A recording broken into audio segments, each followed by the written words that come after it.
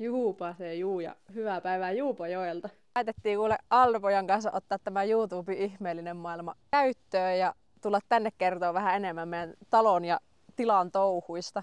Ja miten tämä minun ei ikinä kuuna päivänä tuli toteutumaan. Tosiaan muutin 21 vuonna Jyväskylään opiskelemaan ammattikorkeakouluun ja olin satavarma siitä, että en tullut jäädäkseen tänne etelämmäs Suomea, vaan käyn koulut ja lähden sitten takaisin pohjoiseen. Sitten siinä kävikin sille, että kun tympääntyi kaupungin kiireeseen ja mä oon aina tiennyt, että minä en ole kaupunkilainen enkä sovi siihen ympäristöön, niin teimme paremman puolison kanssa sellaisen päätöksen, että etsisimme jonkun pienen mummonmökin tai rivarikaksion jostain maaseudulta. Ja sitä me viime kesän metästettiinkin ja meillä oli todella laaja alue, mistä me taloja katsottiin. Sitten tästä tuli myynti-ilmoitus ja mä taisin paremmalle puoliskolle sanoa, että käydäänkö varsin katsomassa, niin saadaan vähän referenssejä, että minkälaisia paikkoja täällä niin kuin löytyy ja mitä on tarjolla. No, sitä kun mäntykuijaa pitkin ajoa tänne, niin sitä tiesi, että se siitä mummonmökin ostamisesta.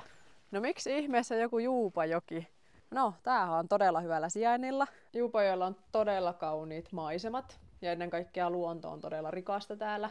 Maisemat vastaa minikoon Lappia, on mäkisyyttä, kauaskantoista maisemaa ja järviä.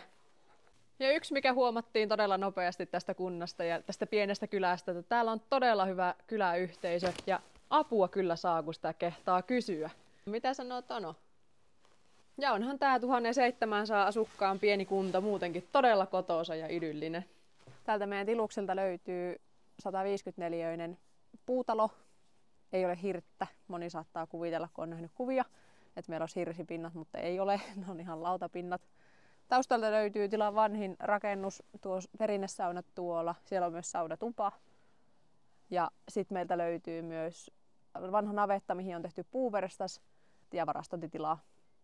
Ja eläimiä meillä ei tällä hetkellä ole muuta kuin kanoja, pari kissaa ja meidän Lapin koira Aldo. Aldo on pitämässä meillä jöötä täällä, että ei ihan lähde pakka käsistä. Elehaaveesta sen verran, että tässä mun takana olevaan latopuoleen olisi tarkoitus jossain vaiheessa rakentaa hevostalli. Eli sinne pitäisi tehdä pohjatyöt ja lattiavalu ja sitten kulkureitit hevosille tuosta navetan päästä. Et jonkin verran siinäkin hommaa on. Se jää nähtäväksi, että onko se tämän kesän heiniä vai mille kesälle sitten venyykään. Tässä on meidän tilan kukko Piiparinen. Tää pitää tuolla kanalaumassa sitten jöötä. Asia on mahdoton. Niin se on.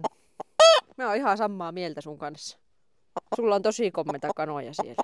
Tää on ollut alusta lähtien, kun tää tuli meille, niin varmaan kylän kova äänisin kukko. Mutta tää haastattelu taitaa olla aika piiparipainotteinen, että kanoja ja kukko löytyy. Seuraavilla videoilla tullaan kertomaan ja näyttämään, mitä kaikkea me ollaan tällä puolen vuoden aikana saatu aikaiseksi. Myös katsojien toiveet otetaan vastaan, että mitä kaikkea te haluatte nähdä, joten pysykää kuulolla.